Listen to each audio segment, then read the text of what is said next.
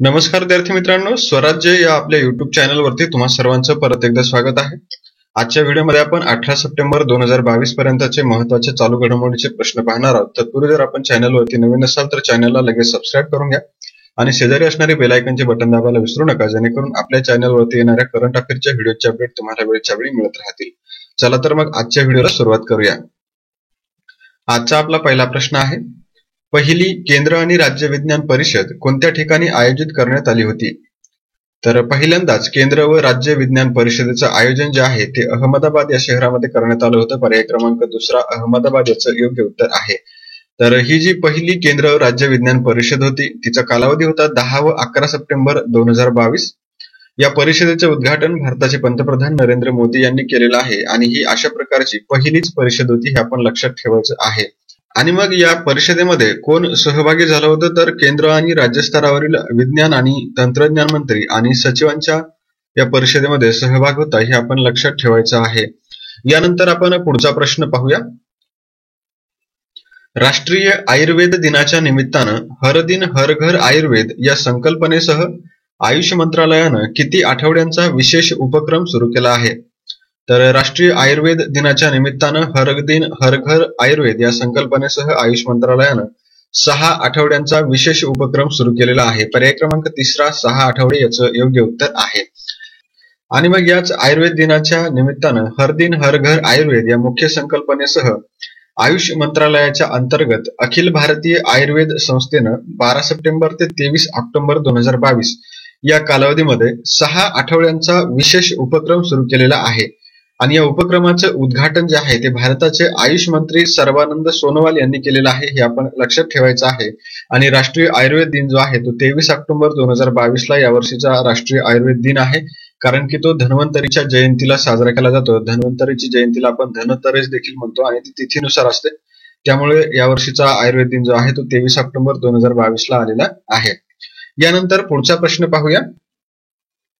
2022-23 च्या पहिल्या तिमाहीमध्ये कृषी आणि अन्न प्रक्रिया उद्योगाच्या निर्यातीमध्ये किती टक्के वाढ झाली आहे?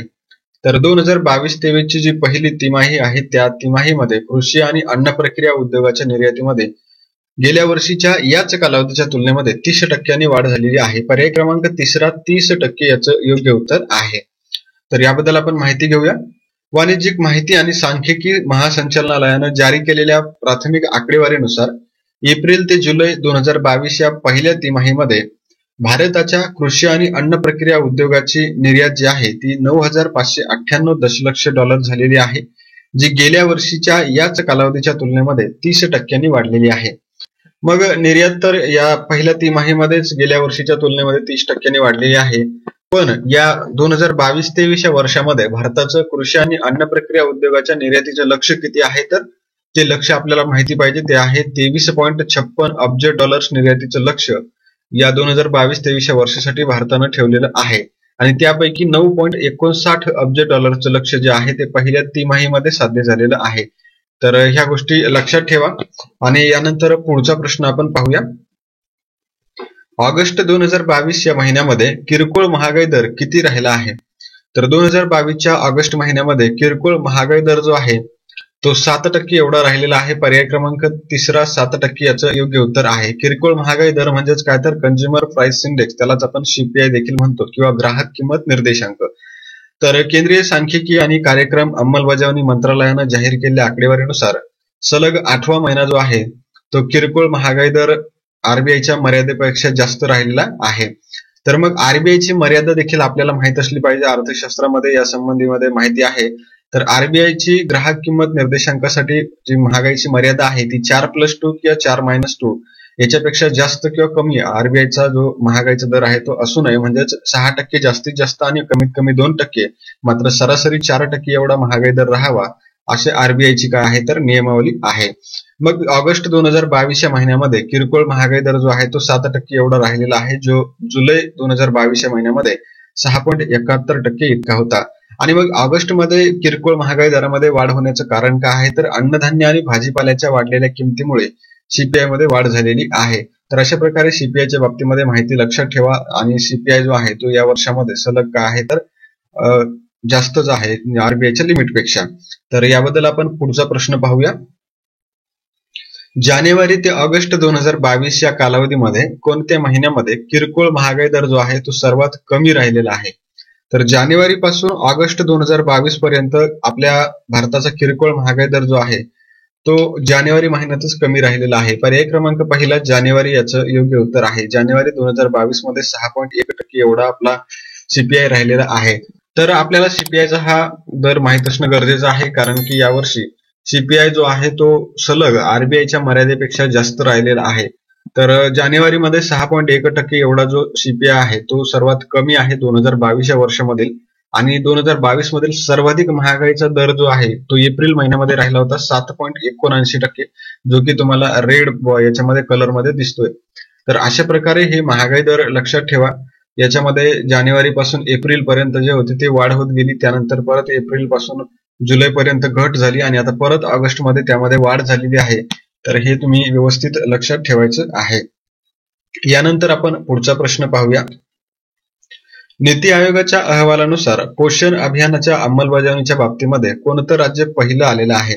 तर नीती आयोगाच्या अहवालानुसार पोषण अभियानाच्या अंमलबजावणीच्या बाबतीमध्ये आपलं महाराष्ट्र राज्य जे आहे ते मोठ्या राज्यांच्या क्रमवारीमध्ये पहिलं आहे, म्हणून पर्याय क्रमांक चौथा महाराष्ट्र याचं योग्य उत्तर आहे. तर नीती आयोगानं preserving progress on nutrition in India Poshan Abhiyan in pandemic times या नावाचा अहवाल प्रसिद्ध केलेला आहे. तर हा अहवाल देखील तुम्ही लक्षात ठेवा.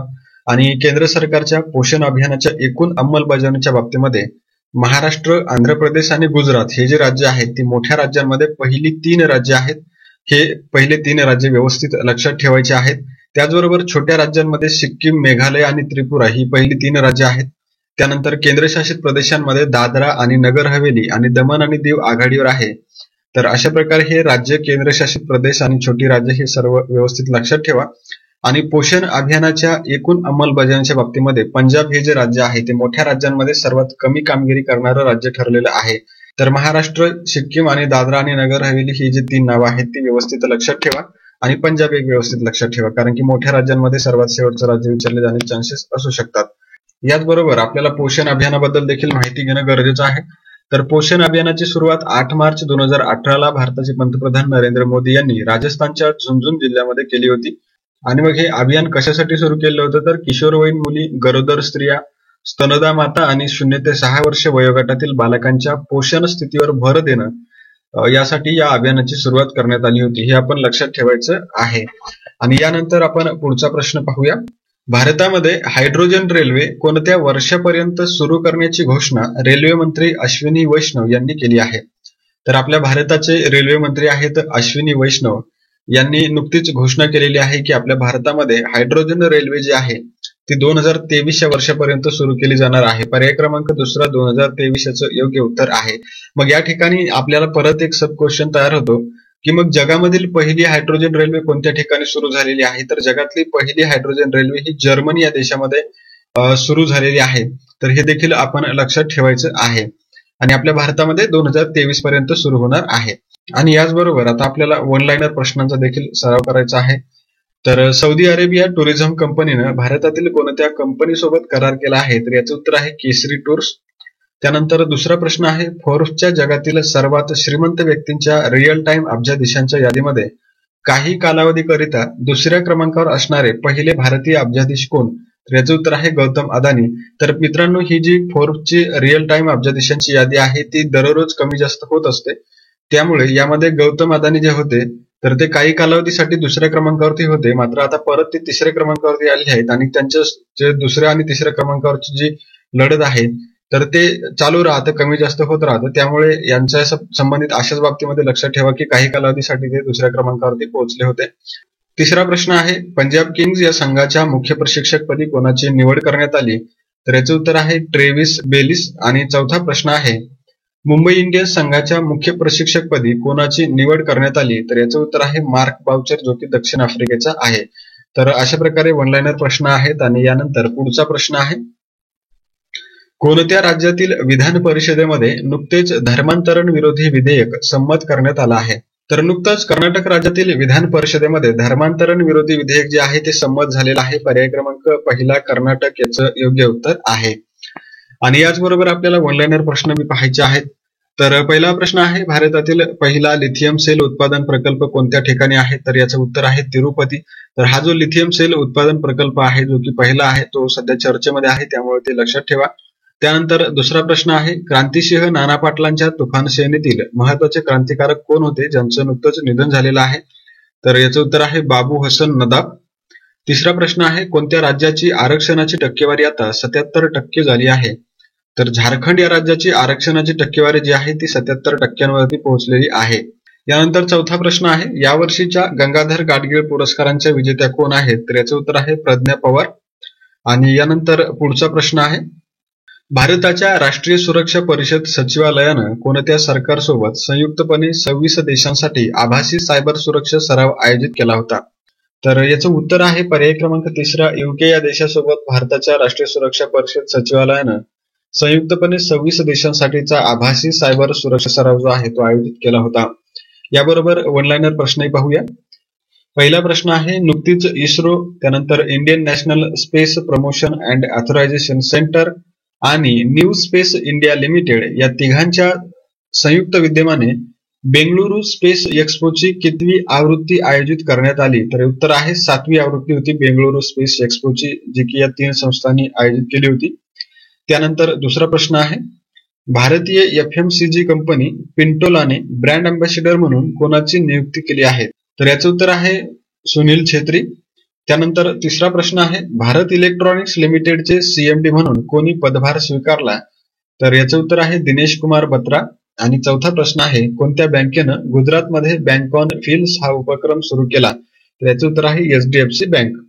आणि यानंतर पुढचा प्रश्न आहे, फिच रेटिंग या पतमानांकन संस्थेनं आर्थिक वर्ष 2023 साठी भारताचा GDP वाढीचा सुधारित अंदाज किती वर्तवला आहे? तर फिच रेटिंग या पतमानांकन संस्थेनं चालू आर्थिक वर्षासाठी भारताच्या GDP वाढीचा जो सुधारित अंदाज वर्तवलेला आहे तो 7% पर्यंत वर्तवलेला आहे. पर्याय क्रमांक पहिला 7% याचं योग्य उत्तर आहे. तर याचबरोबर आपल्याला वन लाईनर प्रश्न देखील पाहायचे आहेत. तर पहिला प्रश्न आहे, कोणत्या मराठी वृत्तपत्राला रंगीत छपाईसाठी आंतरराष्ट्रीय पातळीवरील व्यान इफ्रा पुरस्कार देण्यात आला? तर याचं उत्तर आहे सकाळ. त्यानंतर दुसरा प्रश्न आहे, नेपाळला हरवून कोणत्या देशानं 17 वर्षाखालील सॅफ फुटबॉल स्पर्धा जिंकली? तर याचं उत्तर आहे भारत. तिसरा प्रश्न आहे, Ambedkar and Modi reforms ideas performs implementation या पुस्तकाचे लेखक कोण आहेत? तर याचं उत्तर आहे इलाई राजा. चौथा प्रश्न आहे, कोणत्या शहरातल्या हिमायत बागेला जैवविविधता वारसा स्थळ घोषित करण्याचा प्रस्ताव राज्य जैव विविधता मंडळाकडे पाठवण्याचे आदेश मुंबई उच्च न्यायालयाच्या औरंगाबाद खंडपीठाने दिले? तर याचं उत्तर आहे छत्रपती संभाजीनगरमध्ये ही हिमायत बाग आहे, किंवा त्याला जुनं नाव होतं औरंगाबाद. तर अशा प्रकारे या गोष्टी लक्षात ठेवा. आणि यानंतर कालच्या प्रश्नांचं रिव्हिजन करूया. कालचा पहिला प्रश्न होता, 2022 ची शांघाय सहकार्य संघटनेची शिखर परिषद कोणत्या ठिकाणी झाली? तर याचं उत्तर आहे समरकंद, जे की उझबेकिस्तानमध्ये आहे. त्यानंतर दुसरा प्रश्न होता, आंतरराष्ट्रीय डेअरी महासंघाची जागतिक डेअरी शिखर परिषद कोणत्या ठिकाणी आयोजित करण्यात आली? तर याचं उत्तर आहे ग्रेटर नोएडा, जे की UP मध्ये आहे. त्यानंतर तिसरा प्रश्न होता, कोणाला बंडखोर स्टार म्हटले जात असे? तर याचं उत्तर आहे कृष्णम राजू. चौथा प्रश्न होता, INS तारागिरी युद्धनौकेचं जलावतरण कधी करण्यात आलं? तर याचं उत्तर होतं 11 सप्टेंबर 2022. पाचवा प्रश्न होता, सर्वात तरुण ग्रँड स्लॅम विजेता कोण बनला? ज्याचं उत्तर आहे कार्लोस अल्काराज. सहावा प्रश्न होता, कोणी अमेरिकन खुल्या टेनिस स्पर्धेचं महिला एकेरीचं विजेतेपद पहिल्यांदाच पटकावलं? तर याचं उत्तर होतं इगा स्विटेक. सातवा प्रश्न होता, राज्यांच्या सहकार मंत्र्यांची परिषद कोणत्या ठिकाणी आयोजित करण्यात आली होती? तर याचं उत्तर होतं नवी दिल्ली. आठवा प्रश्न होता, पंतप्रधान मत्स्य संपदा योजनेला 2 वर्ष कधी पूर्ण झाले? तर याचं उत्तर होतं 10 सप्टेंबर 2022. नववा प्रश्न होता, श्रीलंकेनं आशिया चषक स्पर्धा किती वेळा जिंकली? तर याचं उत्तर होतं 6 वेळा. आणि 10वा प्रश्न होता, UNESCO global network of learning सिटीमध्ये कोणती 3 शहरं सामील झाली? तर याचं उत्तर होतं वारंगळ, जे की तेलंगणामधील आहे, आणि त्रिशूर आणि निलांबूर हे 2 शहरं केरळमधील आहेत. तर अशा प्रकारे हे कालचे सराव प्रश्न होते. आणि विद्यार्थी मित्रांनो, तुम्हाला एक आनंदाची बातमी सांगायची आहे की आपले जे व्हिडिओज आहेत यामधील बरेचसे प्रश्न आता सध्या झालेल्या परीक्षांना आलेले आहेत. जसं की काल झालेल्या उद्योग निरीक्षकच्या मुख्य परीक्षेमध्ये आपल्या व्हिडिओमधून 5 प्रश्न आलेले आहेत. तर अशा प्रकारे आपल्या व्हिडिओमधून बरेचसे प्रश्न येणाऱ्या एक्झाम मध्ये देखील येणार आहेत. आणि यानंतर आपल्या कालच्या सराव प्रश्नाचं उत्तर आपण पाहूया. कालच्या सराव प्रश्नाचं बरोबर उत्तर आहे पर्याय क्रमांक पहिला, फक्त A बरोबर. याचं कारण असं आहे की बी जे विधान आहे त्यामध्ये 10 सप्टेंबर 2022 ही जी तारीख दिलेली आहे ती चुकीची आहे, कारण की 11 सप्टेंबर 2022 अशी तारीख पाहिजे होते. तर ते तुम्ही सर्वांनी उत्तर बरोबर दिलेलं आहे, त्यामुळे स्पष्टीकरणाची गरज नाहीये. आणि आजचा जो सराव प्रश्न आहे तो म्हणजे 2022-23 या वर्षामध्ये भारताचे कृषी आणि अन्न प्रक्रिया उद्योगाच्या निर्यातीचं लक्ष्य किती अब्ज डॉलर्स आहे. तर यासाठी खाली पर्याय दिलेले आहेत, ते तुम्ही योग्यरित्या वाचायचे आहेत आणि कमेंट बॉक्समध्ये उत्तर द्यायचं आहे. आणि याचबरोबर आपला आजचा जो व्हिडिओ आहे तो संपलेला आहे. व्हिडिओ आवडला असल्यास व्हिडिओला लाईक, शेअर आणि सबस्क्राईब करायला विसरू नका. आणि आपण भेटूया अशाच एका नवीन व्हिडिओमध्ये. तोपर्यंत जय हिंद, जय महाराष्ट्र.